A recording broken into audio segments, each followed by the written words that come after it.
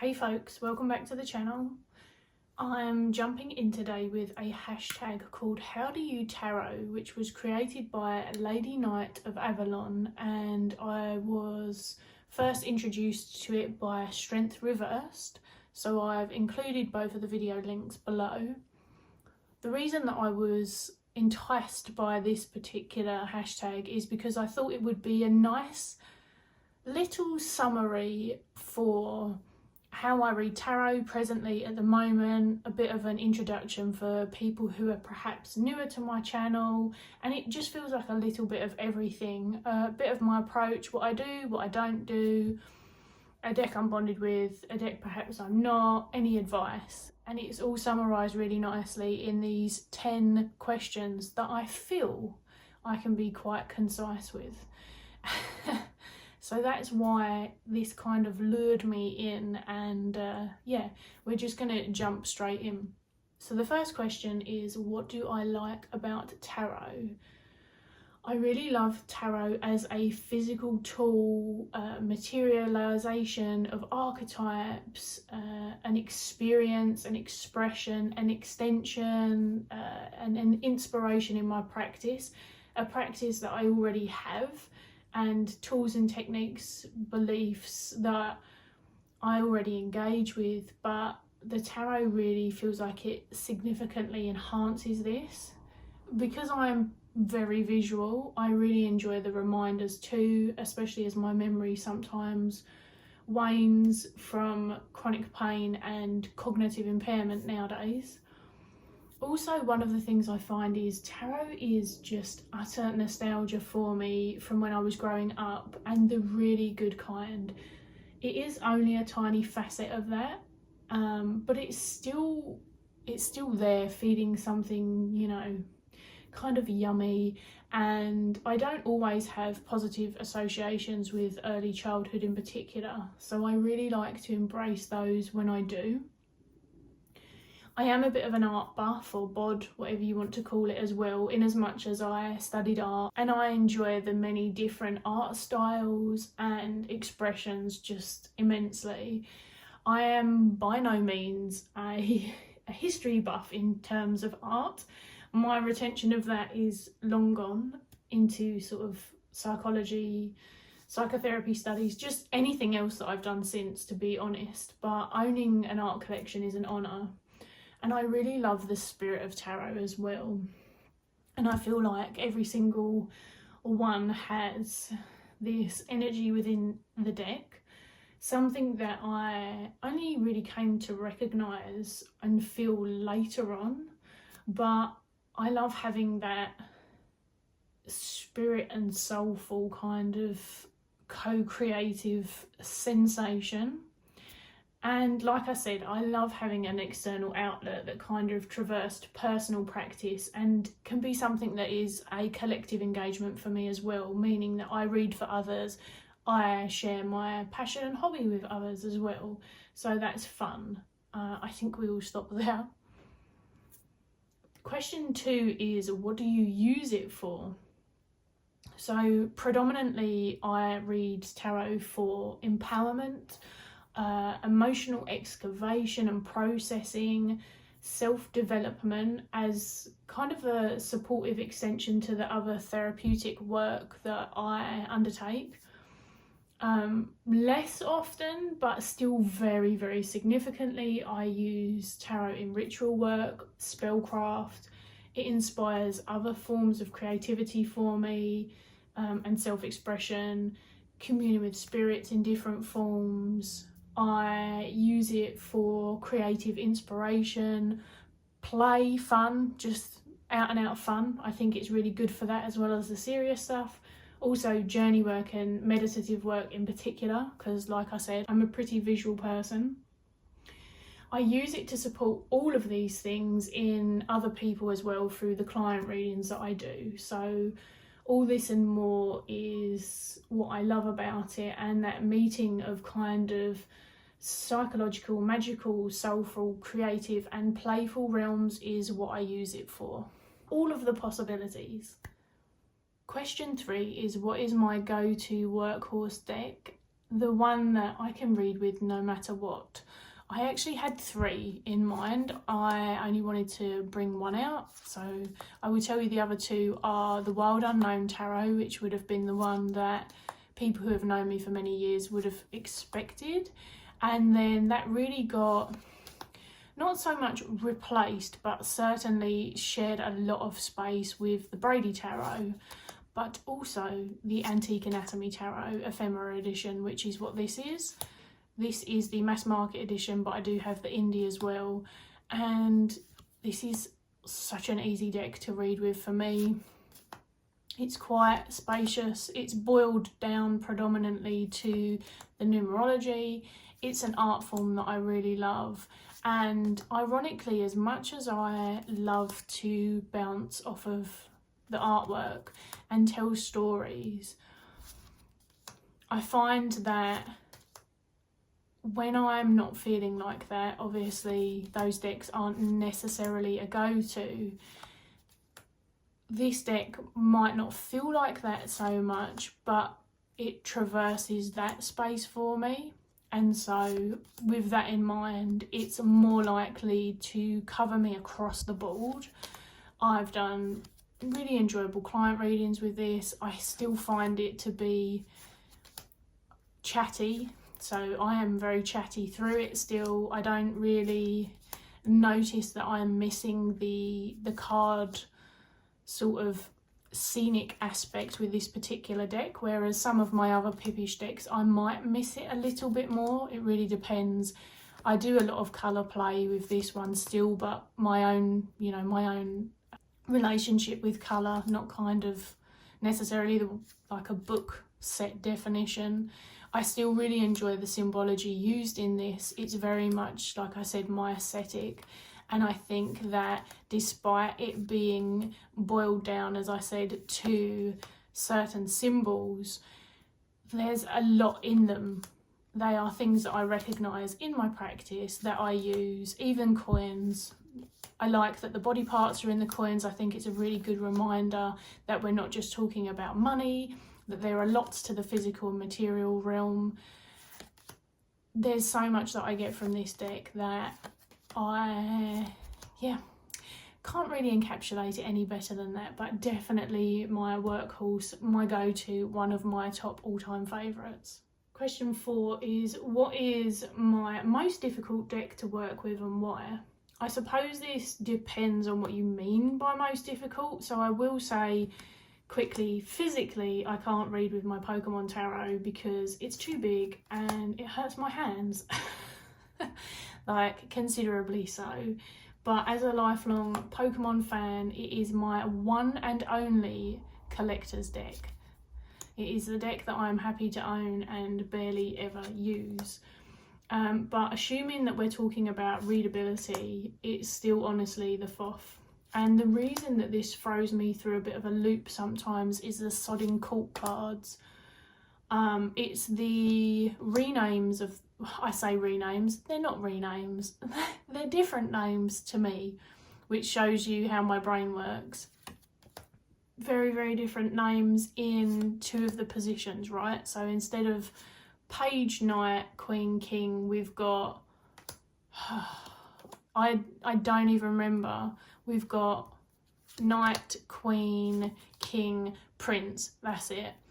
Absolutely throws me for a loop every time. I can't remember which one is which, and so what happens is it slows down my reading process basically, because I then have to grab just a little white book and remind myself who is what. Half of the people cards, I don't find them particularly appealing aesthetically. And again, that comes up kind of in the courts.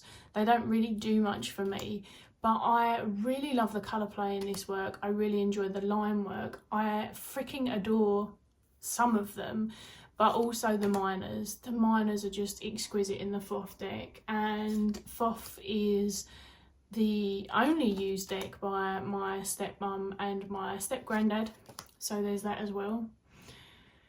So it's kind of a payoff for me. I would never professionally read for someone with the Thoth Tarot presently due to those particular layers. Not so much not liking it aesthetically. I've got decks and I don't like particular cards in them, but just not being able to remember who the freaking cults are is not helpful for me whatsoever. So yeah, it does get used, but it's not something that people see me use a lot unless you're in my family.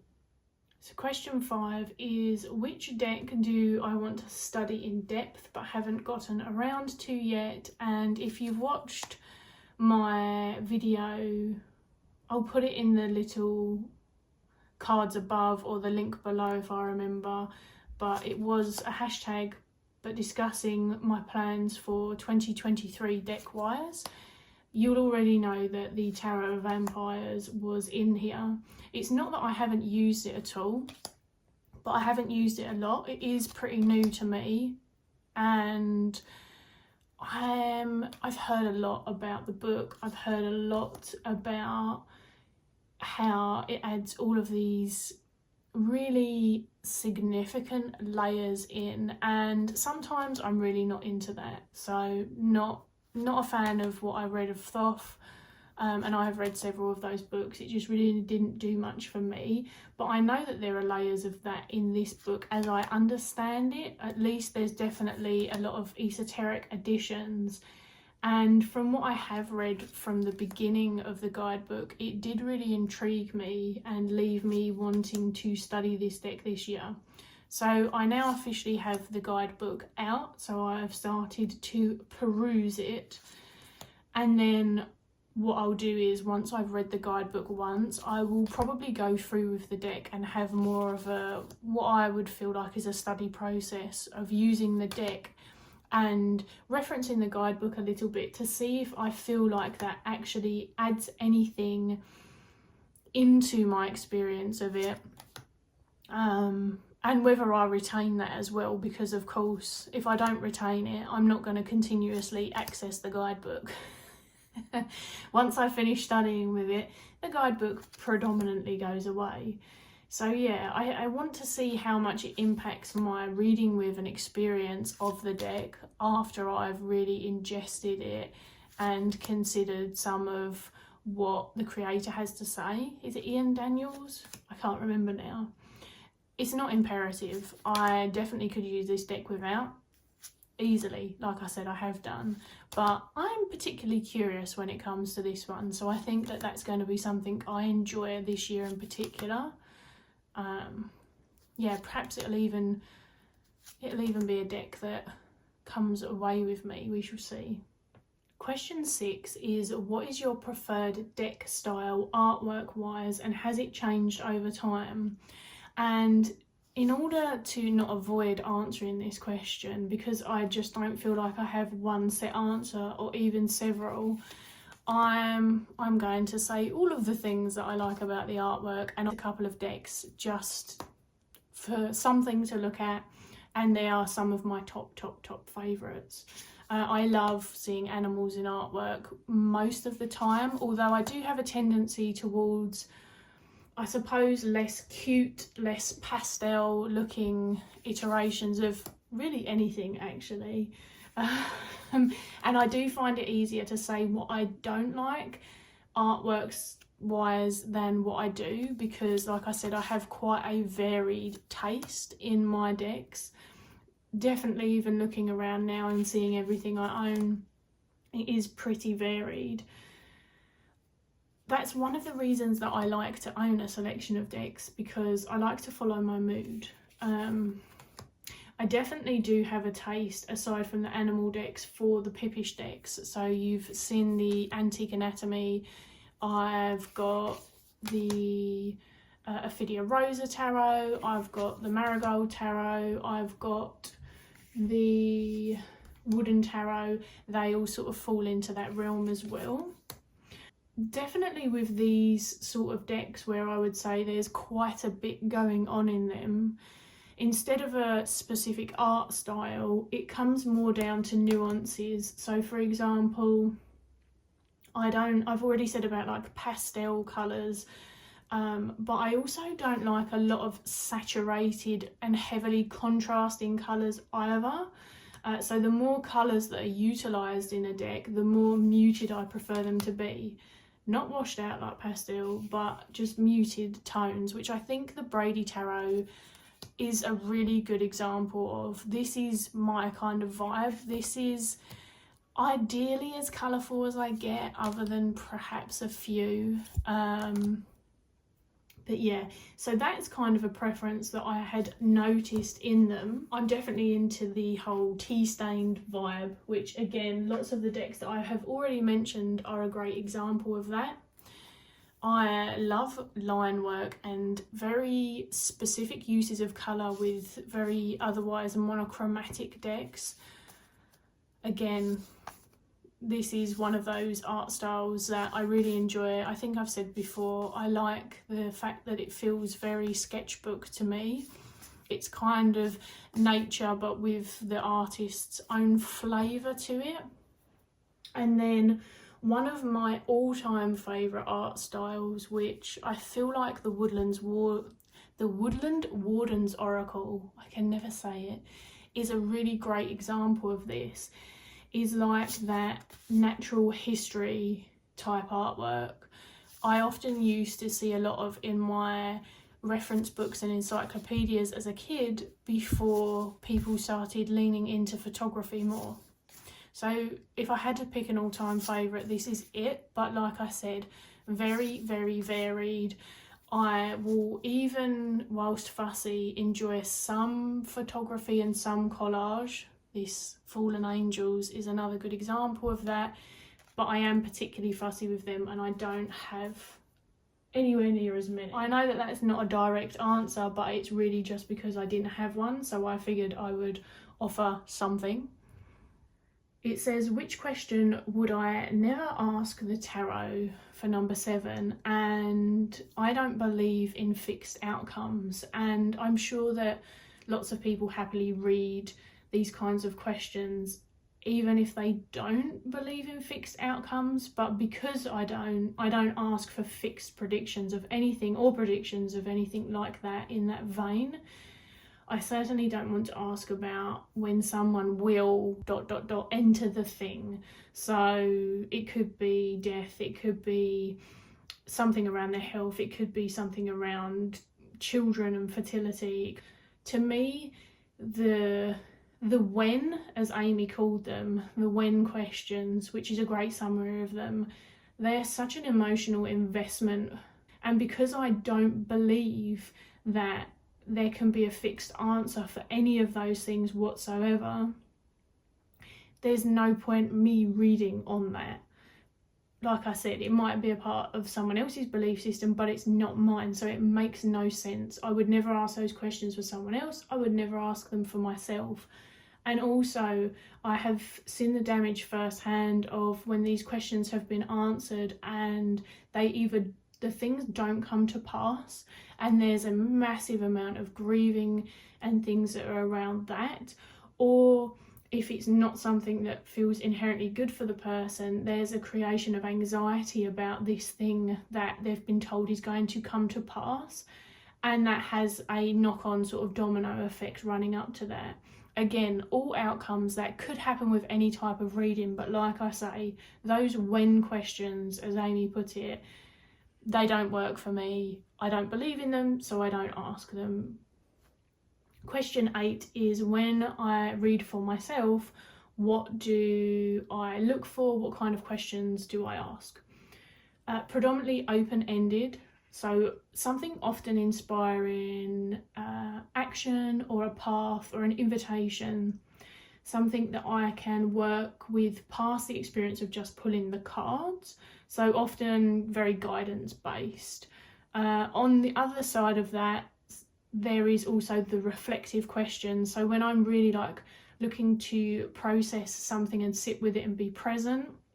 There are of course times when I just simply pick a card, want to sit with a mini message and do nothing more with it, but more so I look to dig into the realms of my consciousness, and so I ask questions that will sort of connect me to my emotions or really just inspire me to do something, encourage me to do something, be with my own shit, be honest, growth related, responsible, you know, all of the things.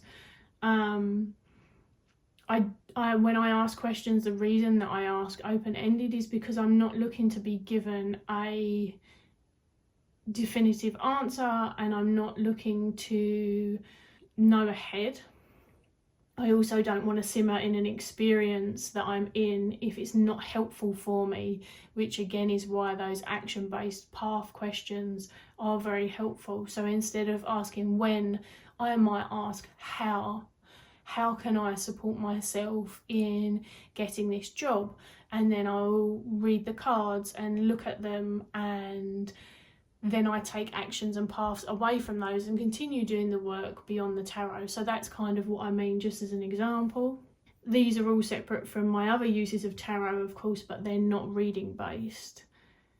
Question 9 is, after all the things that I've learned about tarot so far, is there something else about tarot that I want to study, research or learn? Always. Even if it's just hearing someone else's experience of tarot that particularly inspires me.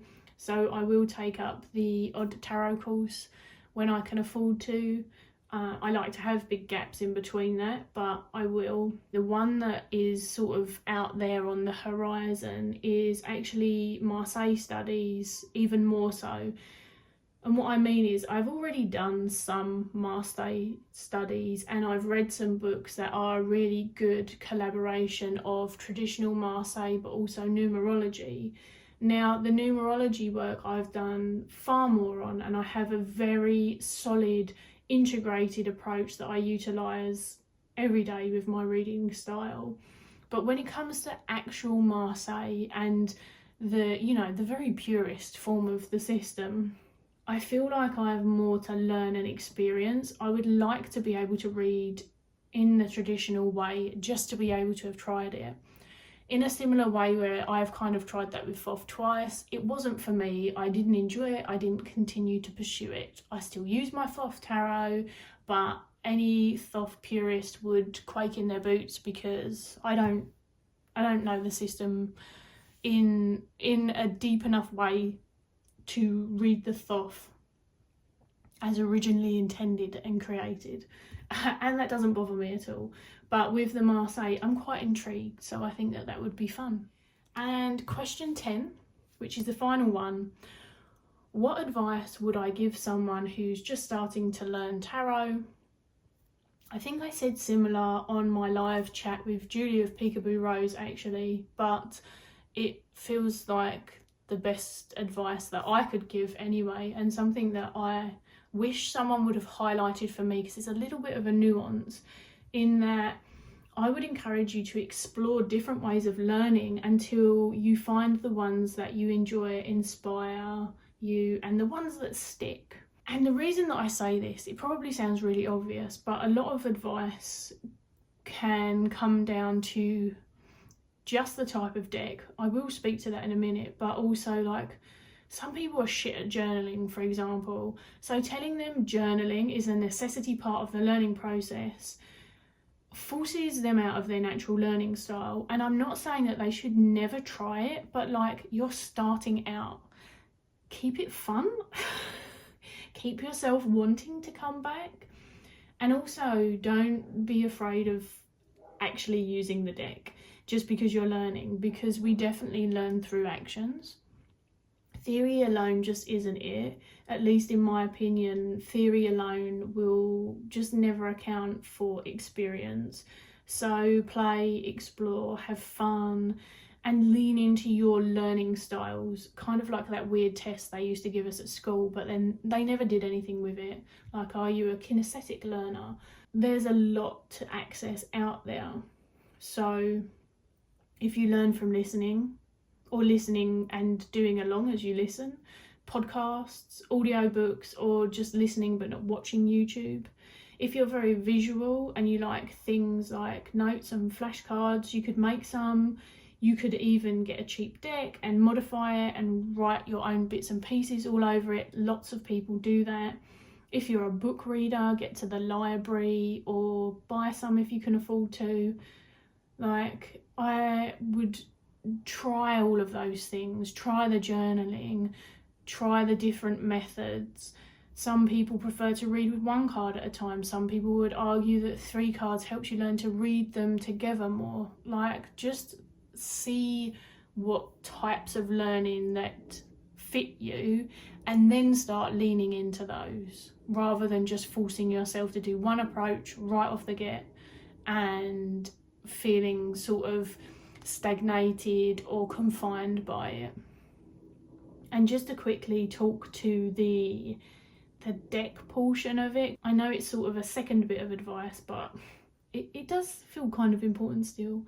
Obviously there are decks that do their own thing out there, but there are a lot more materials on Marseille, Thoth and the Rider-Waite-Smith. It's worth knowing what one you're choosing, sticking to books and trying to stick with a decks 2 to 3 max, just so that you can actually connect with them and not get overwhelmed.